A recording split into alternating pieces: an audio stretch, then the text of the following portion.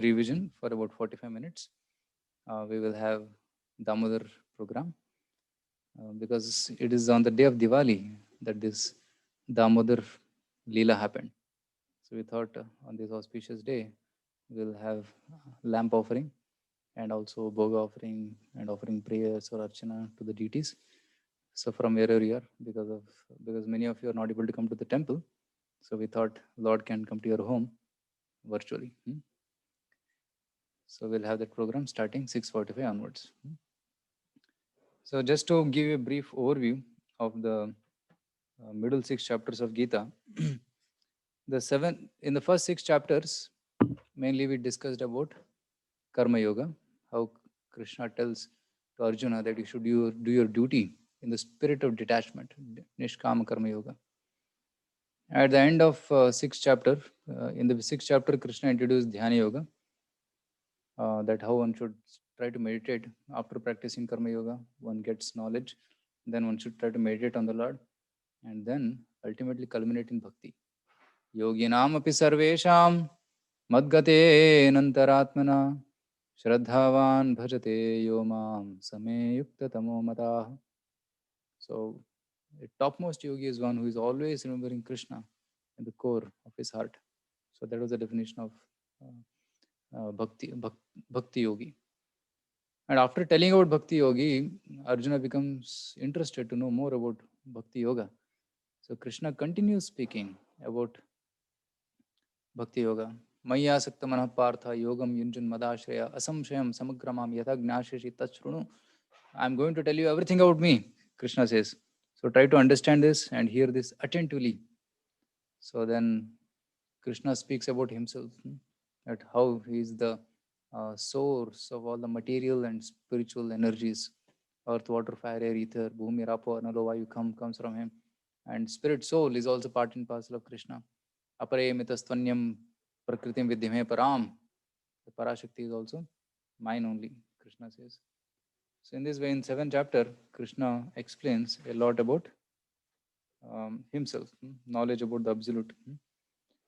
Then he tells about 4 kinds of people who surrender to Krishna and four kinds of people who do not surrender to Krishna. So Dushkrutina and Sukrutina, they were explained. Maybe I will open the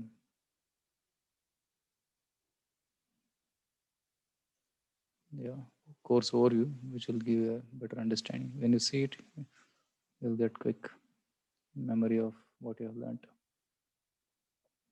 Yeah.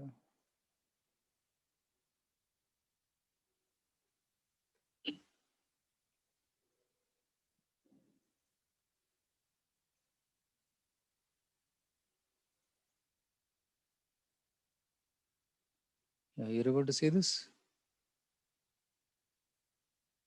Yes, Prabhuji. So Krishna says, just hear about me. So then knowing Krishna's material and spiritual energies, material energy and spiritual energy, earth, water, fire, air, ether, and the soul. Then Krishna controls all the modes of material nature. So we can get freed from the modes of material nature by surrendering to Krishna. Mama maya duratyaya, mamevaya prapadyante maya metam tarantyate. Krishna tells about that. Then 4 kinds of people who do not surrender to Krishna, they are mentioned. Then 4 kinds of people who surrender to Krishna, they were also mentioned. Okay, in the verses 15, 16, 17, and 18, 19. Right? Artho, Jignasura, Arthati, Jnani, they are the 4 kinds of people who come to Krishna. And there are others, Mudhas, Maya Partha Jnanas, Asuram Bhava Mashritas, and materialistic hard workers. So these 4 categories, they do not surrender to Krishna. So and then why do people go to other devatas? Why do they worship other devatas? It's because they want quick results. Kangshantah karmanam siddhim yajante anya devata. They will worship other devatas for getting quick material benefits. So Krishna tells about that. And there are another category of people who are impersonalists. The impersonalist people, they they think that the impersonal is supreme and Krishna is a manifestation of that impersonal. So they are the impersonalists. So Krishna very strongly tells that avajananti mam mudha manusham tanamashirita. Those who think that impersonal has taken form, they are fools, mudhas. So bewilderment and freedom from Krishna. So that was the last section, where by again surrender to Krishna, by consciously offering service to Krishna, one can get freed from this material energy and um, ascend to the spiritual world. So one of the important verses there was Yesham Twantagatam Papam Jananam Punyakarmanam Te Dvanda Moha Nirmukta Bhajante Mam Dudavrata. Those who are serving Krishna, worshipping Krishna, they become freed from this Papa, and when they get freed from Papa, they can steadily worship Krishna. So that is mentioned. And at the end, Krishna told about some terms like Adhyatma, Adidaiva, Adibhuta. So all these things were confusing to Krishna, Arjuna. So Arjuna asked, "Can you please explain this?" So this acronym HEAD, HEAD for the chapter 7. We'll not go into the details of that. Then starts the chapter 8. So in chapter 8, Krishna answers to Arjuna about the Adibhuta, Adidaiva, Adhiyajna, and Antakalecha, at the time of death, what one should remember. All those things he says. So what the important section in this is remembering Krishna at the time of death.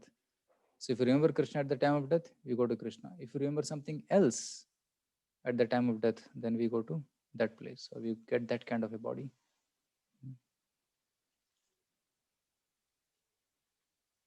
Then how to remember Krishna was given in shloka number 9 through 13. So one should understand Krishna to be the supreme Kavim Puranam Manushashitaram Manoraniyam Samanusmaredya Sarvasya Dhataram Achintya Rupam Aditya Varnam Tamasa Parastad. Lord Krishna is the supreme. He is like effulgent like the sun. He is the most intelligent. Kavim Puranam, oldest person. Like that, Krishna tells that you should remember me in this, with these qualities. Like that he tells. And then he also tells about how one should close all one's senses and focus on Krishna at the time of death. So then how to remember Krishna at the time of death was mentioned here. Ananyacheta satatam yomam smrati nityashah tasyaham sulabha partha nityayuktasya yoginah. So that was mentioned.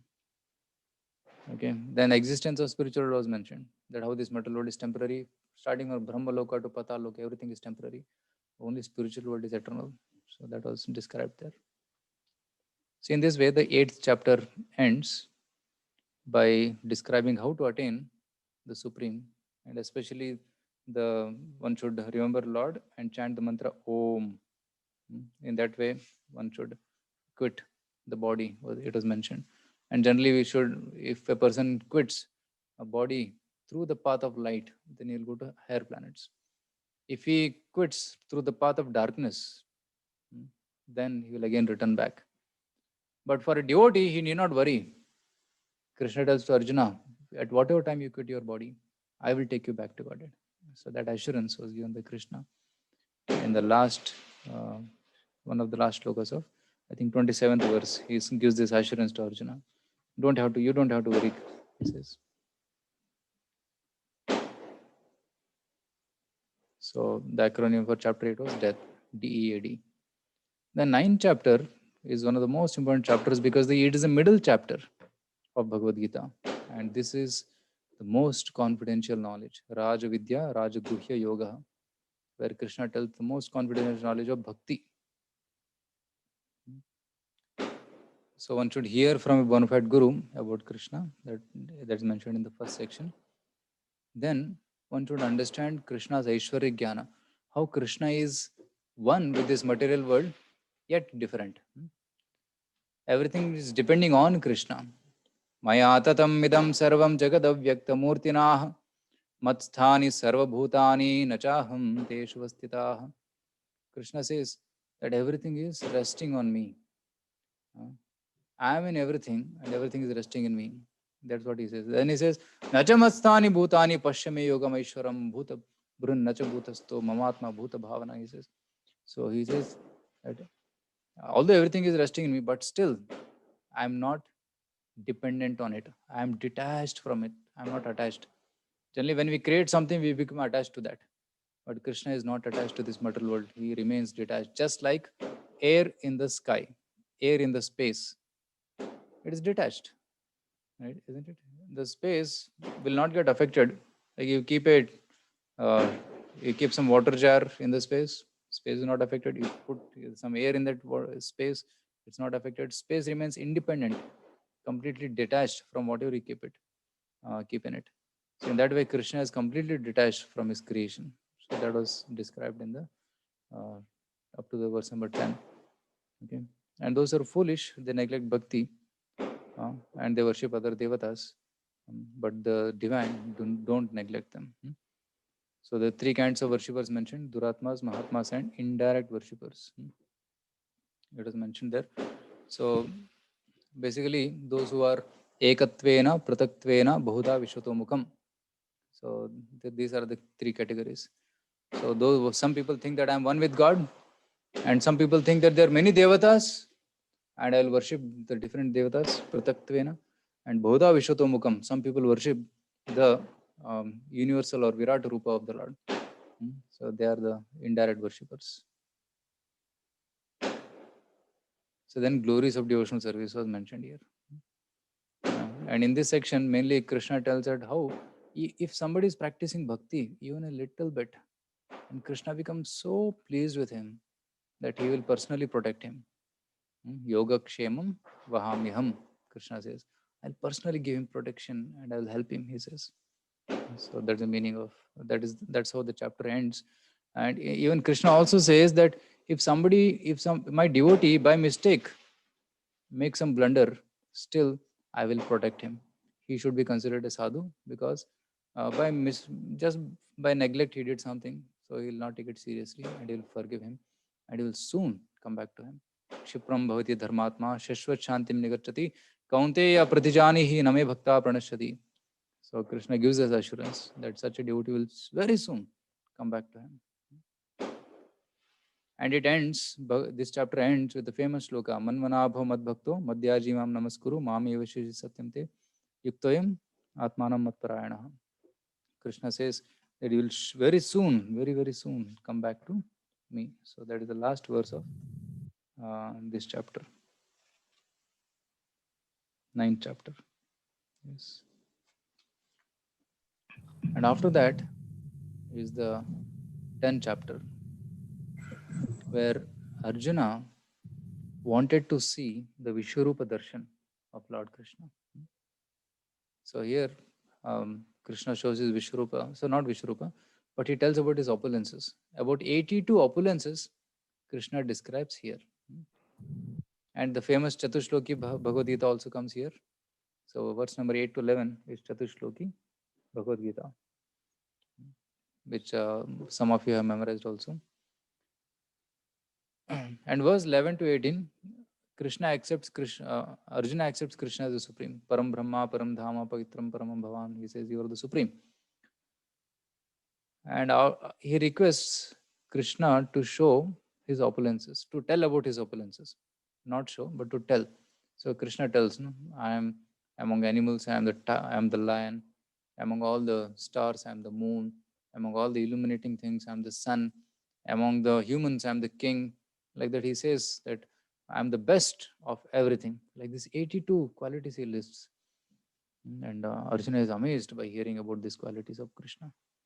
And in next chapter, whatever he has heard in the 10th chapter, he wants to see now, just to prove to the world that Krishna is the supreme. So Krishna accepts Arjuna's request and he shows the Virat Rupa, Vishwarupa Darshan, with thousands of heads and hands and legs, and he is everywhere. Everywhere Arjuna could see Krishna. And in this way, Krishna proved his supremacy. So he shows his Vishwarupa Darshan and also he shows his um, Kala Rupa Darshan, where Krishna is destroying everything, and Arjuna is seeing that all the commanders of the Kauravas and Pandavas, they are entering into the mouth of Krishna, and they're getting crushed in the mouth of Krishna in the Virat Rupa. And also, except Pandavas, everybody else was destroyed. Only Pandavas will survive. So that's what Lord had told. So he tells Arjuna now, Arjuna, so don't hesitate, fight. Become an instrument in my hand and then you fight. Because then victory or glory will be yours. Become an instrument in my hands. That's what Lord says. And Arjuna prays and begs forgiveness from Krishna because he has treated Krishna sometimes very casually, not understanding his actual position. So that's why he begs forgiveness, and he says, again, come back to the two-handed form. So four-handed form and then two-handed form. And then the chapter ends with that. The acronym is Rupa. And then comes the 12th chapter, the last chapter of Bhakti Yoga section, and the chapter is called Bhakti Yoga. And in this chapter, Krishna proves in the first 7 verses how impersonal is better than personal. Mayavesha manoyemam nityayukta upasate shraddhaya parayopeta teme yukta tamamata. Arjuna had a doubt whether personal form worship is better or impersonal worship is better. Krishna clearly says, those who worship personal, they are better. And those who are worshipping impersonal, the path is very troublesome. He says that. So, and then verse number 8 to 12, Krishna tells about how you should worship me. And he gives different progressive stages. Always think of me. All the time think of me. If you cannot always think of me, at least sometime think of me. Like chant 16 rounds, do some arati to me, offer prayers to me, read my books. That's sadhana bhakti you do. If you cannot do sadhana also, then work for me. Okay. You use your body, mind, and words in service of me.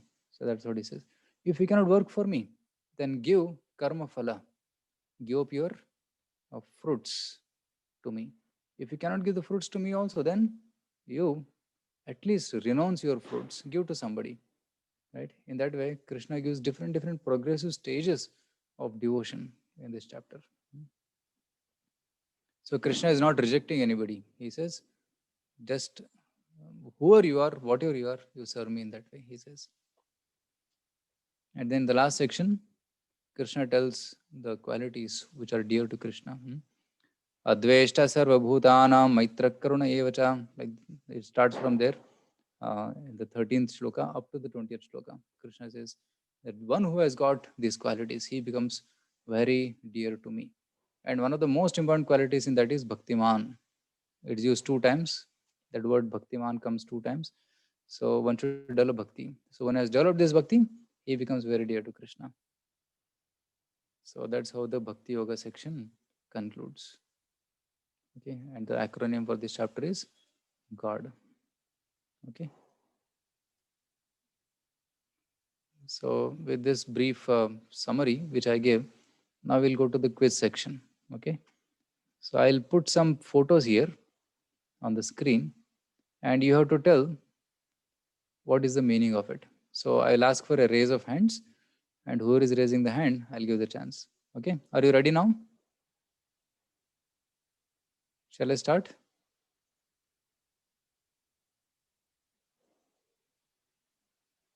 Okay. So Nishchal says okay. Fine. Yeah, I'm getting responses now. So here it is.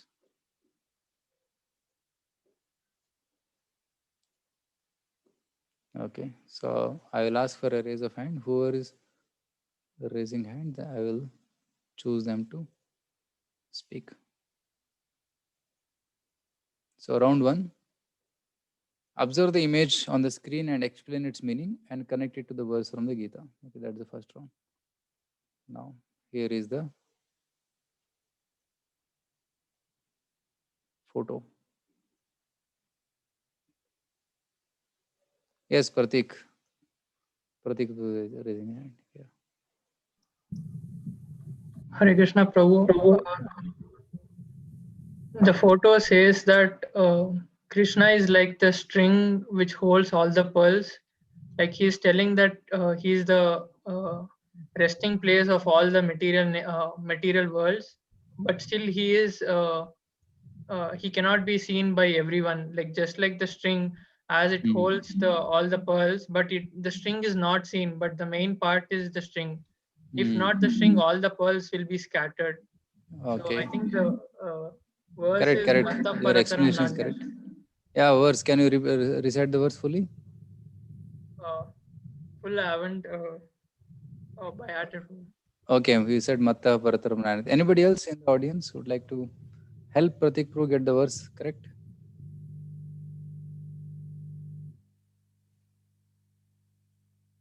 Anybody in the audience can tell what is the verse in this connection here? Pratik Prabhu said, mentioned first part of the shloka.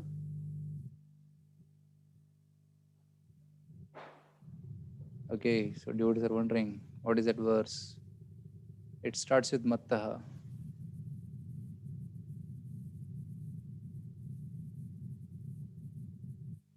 Okay, nobody? Okay, I'll complete it for you. It is Mattaha Parataram Nanyat Kinchidasti Dhananjaya Mai Sarvam Idam Protam Sutre Manigana Iva.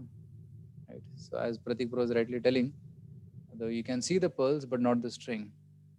Krishna is the string and pearls represents the entire creation, all of us. So that's the meaning of this verse. And nobody is superior to Krishna. Mattaha Parataram na Anyat. Nobody is superior to Krishna. He is the topmost. Okay, so let's go to the next photograph. Let's see who would like to attempt this photo. Yes.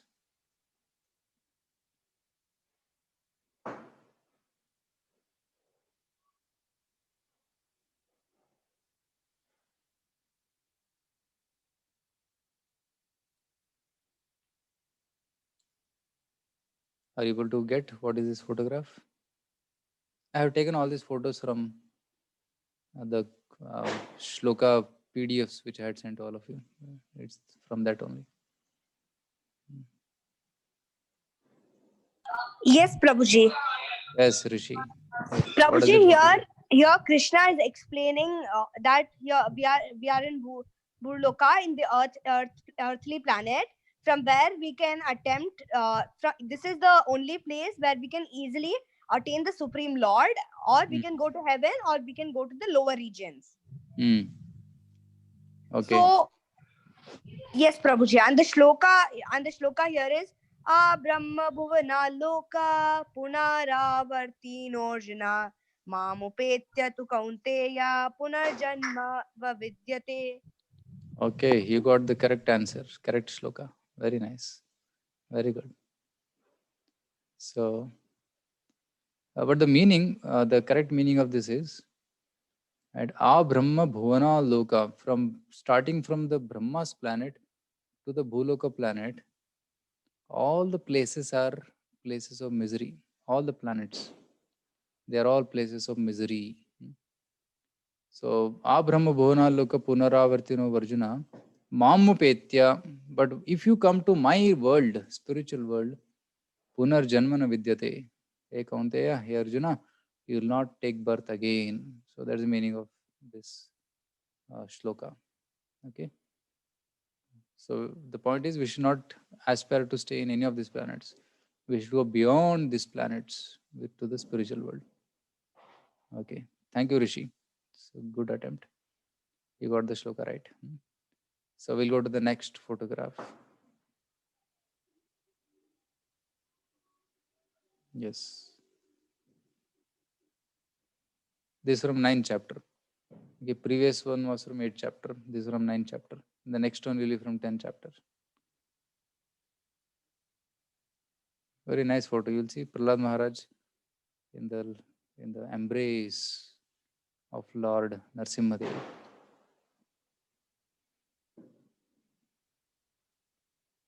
What assurance Lord is giving here? What do you understand from this photograph?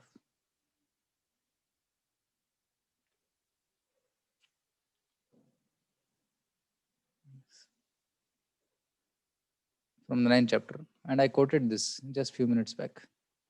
Yes, Dheeraj. Yes, Dheeraj. Prabhuji. This is Shloka 9.22. And here I can relate to your story that two boys came to deliver some food items and on their shoulders, two lines were there. So that two lines was because of that striking of the Shloka. He has told during the reading of the Bhagavad Gita, he has struck the two lines in which he tells that I personally deliver to the devotees. Shloka is Ananyasya Chitta Mam Ye Janaha Parupasate Tesam Nitya Bhaktanam Yoga Kshemam Vaham. Wonderful, wonderful. You got the shloka also correct, and you also got the explanation also correct. It means what?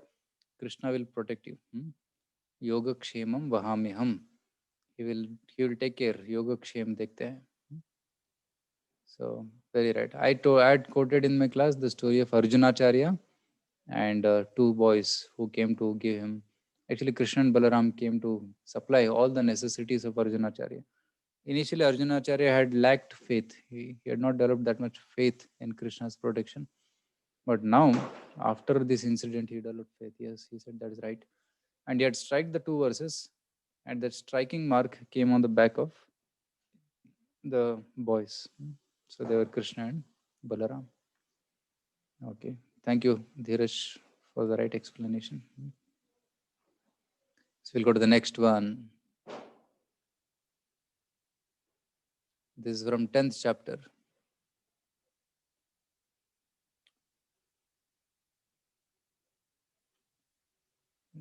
I think it's very easy.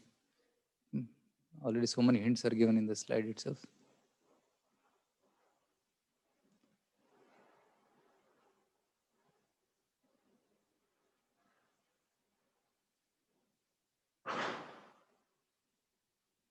Yes, please think. What is the meaning of this slide?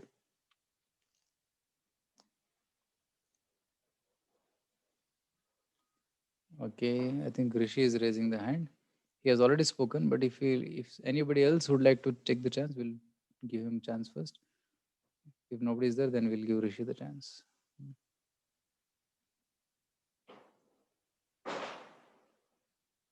Okay, people are thinking. Okay. Yes. So, Rishi? Yes, Prabhuji. Here, Lord Krishna is saying that all the great sages, such as Deval Rishi, Vyasadev, and Narada, all confirm the truth that he is the Supreme Lord. And now, Lord Krishna himself is telling himself Supreme Lord. So Arjuna is saying this. And then the shloka is Ahustvam Rasaya Sarve Devarsi Naradastata Asito Devalo Vyasa Swayam Chaiva Bravisi Me.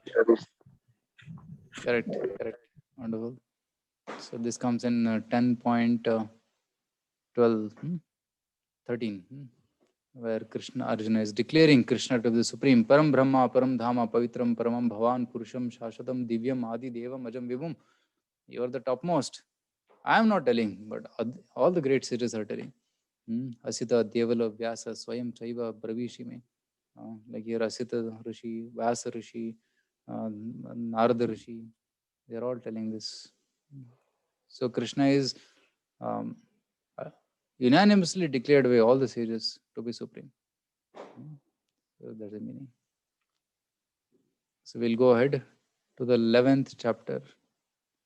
I think it's very simple. Yeah.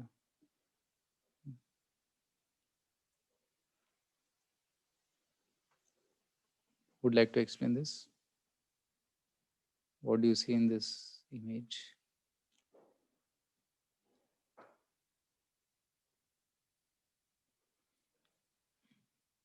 Of course, here you may not have memorized any verse connected to Vishwarupa, but you can quote any verse from 11th chapter. Yes, Omkar Tupe. Yes, so here Lord Krishna is showing universal form. So in chapter 11, test number 10 and 11, saying that Arjuna saw the universal form, unlimited mouths, unlimited eyes, decoration, dazzling ornaments, arrayed in many garbs. So verse number 10 and 11 is explaining this picture. Okay. So Krishna is telling here, Pashyame Rupani, see my forms here. Aneka Vaktranenam, there are many mouths, there are many eyes, many heads, and so many hands and legs. So this is a universal form of the Lord.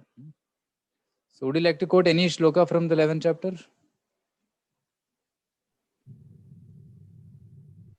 Any shloka from the 11th chapter?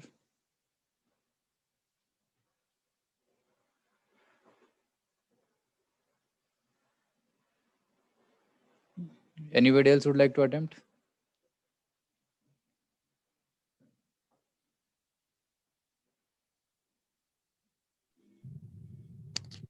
Yes, Omkar. Want to speak? 16th verse, Aneka Bahodara Vaktra Netram Pashyami Tam Sarvatvananta Rupam Nantam na Madhyam na Panastam Vadi Pashyami Vishveshwarupa Vishveshwara Vishveshwara Vishwarupa. Vishwarupam.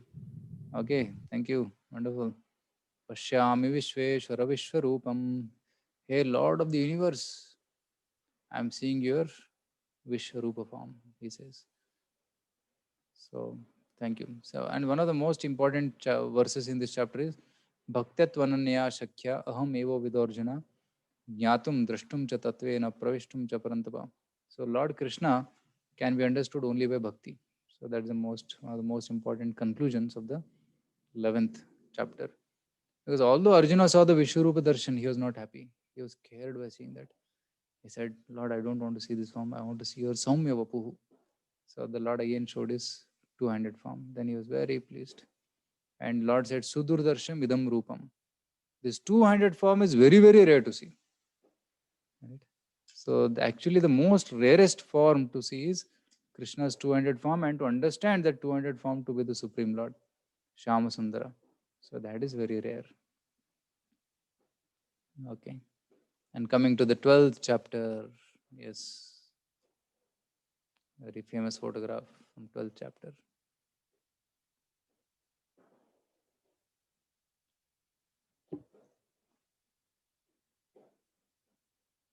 Yes, what is the concept explained here?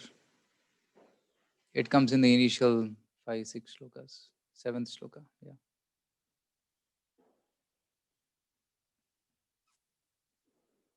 Yes, please think. It's a very important concept here. What Lord is showing in this photograph. Again, Omkar Tupe is raising the hand. If anybody else would like to take the chance, you can please take the chance. If nobody is there, we'll come back to Omkar.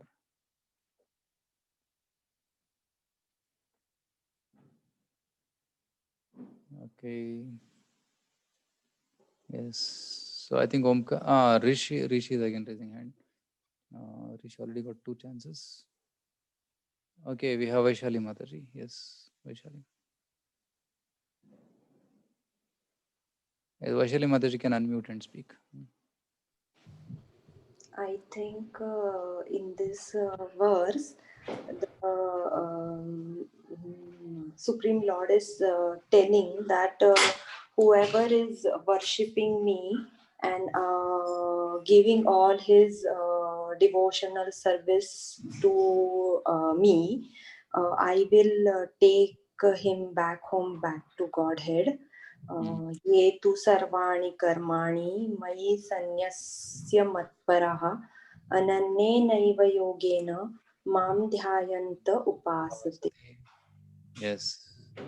But the photo depicts the next verse. Teshamaham samudharta mrityu samsara sagarat bhavami nachirat partha maya veshat chetasah. So those who are following the verse which you spoke, Etu sarvani karmani, mai sanyasya matpara, those are always thinking of me, those are always engaged in my service, to them, Tesham aham samudhartha, I'll quickly deliver them.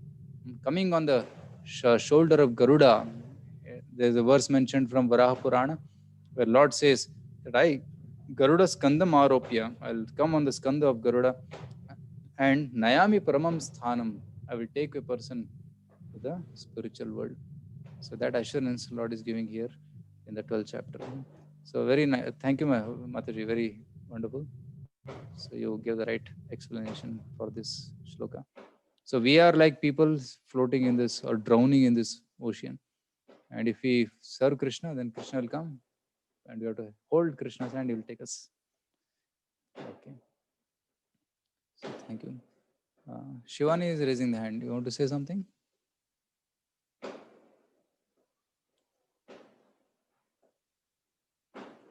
Shivani, you're raising the hand. You want to say something? Okay, fine. So we'll go to the next part, round 2. What you will be doing here? A part of the verse will be displayed on the screen and you have to complete the verse. Okay. So I will show the first shloka, means from the 7th chapter. Yes. So who would like to complete this verse?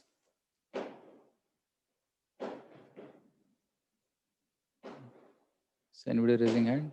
Okay, Shivani Mataji is raising hand. Yes, Shivani. Yes, Prabhuji. It's a verse number 3.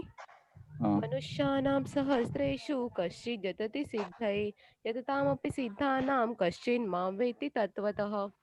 Means amongst the 1,000 people, only one tries to understand me, and among those who tries to understand me, only few people comes to know my truth.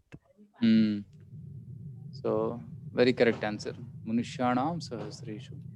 There are thousands of people, but in thousands of people, one person is inquisitive about spiritual life. So, and among such people who are inquisitive, only one person knows in truth. So one in a million person knows Krishna in truth. So that's the meaning. So devotees of the Lord are very, very rare. Sudurlabha. Okay, thank you very much. That is the correct answer. So let's go to the shloka from 8th chapter. Yes. Who would like to recite this? Complete this verse.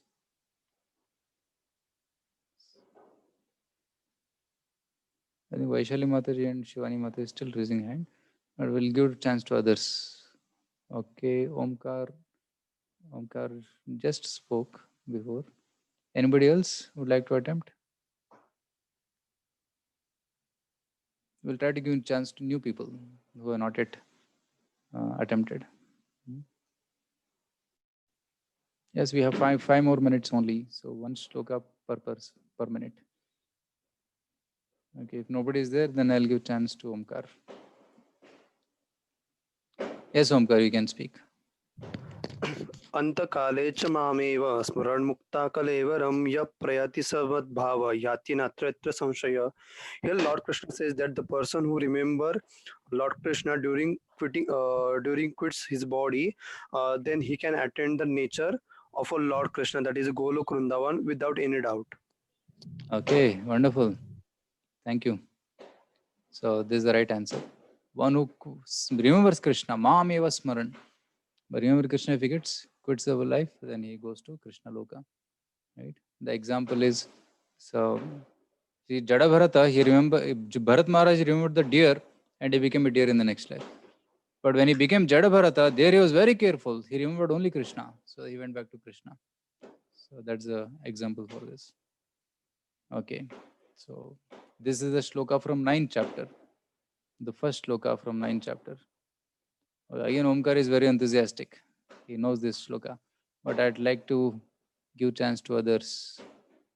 Okay. So Rishi also attempted before. Shivani Mataji also attempted just now.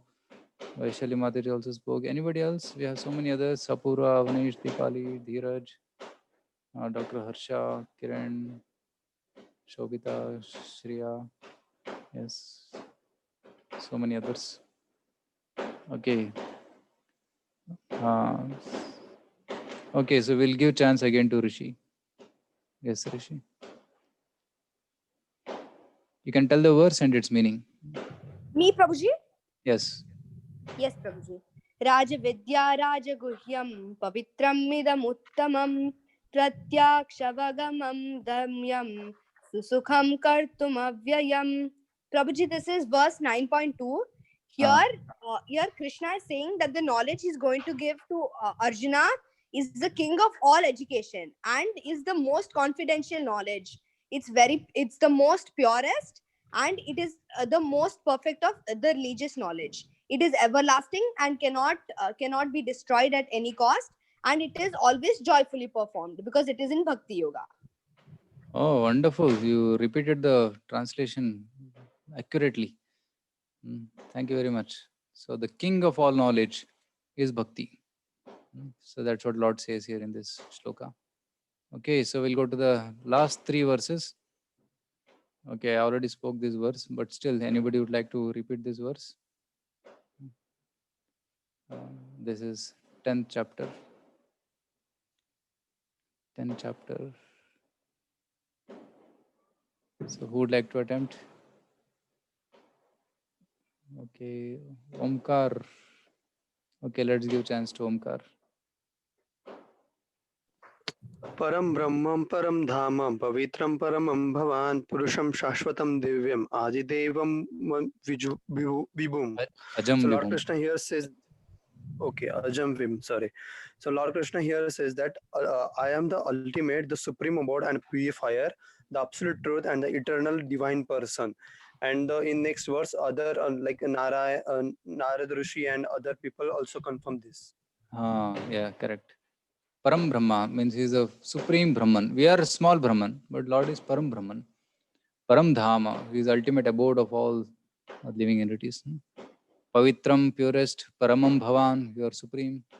Purusham, you are a personality. Purusham Shashwatam Divyam, you are a divine personality. You are ever existing. Shashwatam. Adi Devam, you are the original God. Ajam, unborn. Vibhum, the greatest. So that's the meaning of this verse, the 10th chapter. Okay, so this is 11th chapter. 11th chapter.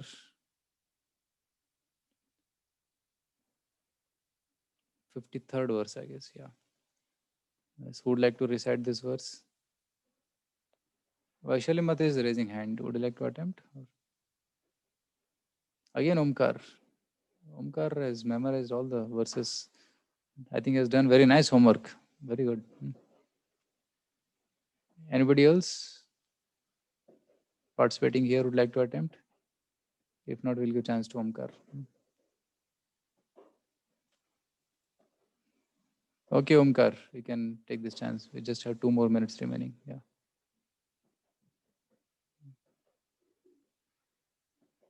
Yes, Omkar. भक्त्यात्मनन्या शक्यम अहम वेदो अर्जुन ज्ञातुम द्रष्टुम च तत्वेन प्रवेष्टुम च परन्तप. Here Lord Krishna says to Arjuna that only by undivided devotional service can I be you can understand me, you can standing before you and can thus see not directly. Only this way you can enter into the mysteries of my understanding. Okay, it's wonderful. Thank you. So the last shloka. Yes. Who would like to attempt this? Okay, Vaishali Mataji is raising hand. Rishi is raising hand. Anybody else would like to attempt this? Omkar is again raising hand. Wonderful. So Vaishali Mataji, would you like to speak this verse?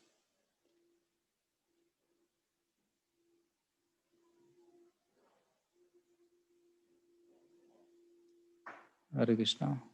Acha, she is not responding. Maybe we'll give chance to Rishi. Yes, Prabhuji.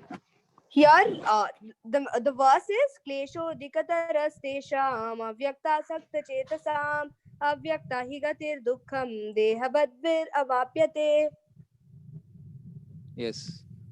So what's the Prabhuji, meaning? and the meaning is Krishna is saying that those people whose minds are not attached to Krishna, but is attached to the unmanifested and impersonal form of the Supreme Lord.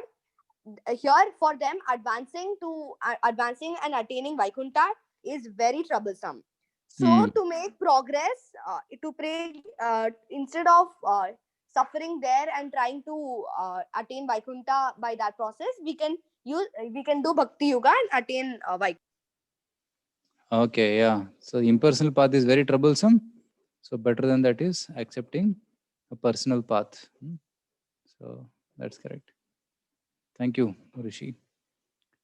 So we'll end our revision session here. Now we will start our Damodar program. Okay. So Hare Krishna. Swayam Prakash Prabhu is here. I'm just finding out if Swayam Prakash Prabhu is joined. Okay, not yet. So some more people are supposed to join from the kids group also for this program. Anybody from the children's group has joined here? I just wanted to know. Anybody from Swayam Prakash Prabhu's classes? Okay, I think they'll be joining soon. So I was planning to take the meaning of Damodar Ashtakam. How many of you know this Damodar Ashtakam song? Prabhuji, I've memorized the song and I know the meaning. You know the meaning. Wonderful. But how many of you do not know the meaning of this song, Damodar Ashtakam? You can please raise your hands. Okay. So Dheeraj, Shivani. Okay. How many of you do not know? Can please raise your hands so I come to know that. Okay. If you do not know the meaning, then I'll go into little details of the meaning. Okay. So many of you don't know. Okay. So this is the song which we sing in every Kartik, because it is said that in Padma Purana, it is said that people, especially in this month of Kartik, one should recite Damodar Ashtakam.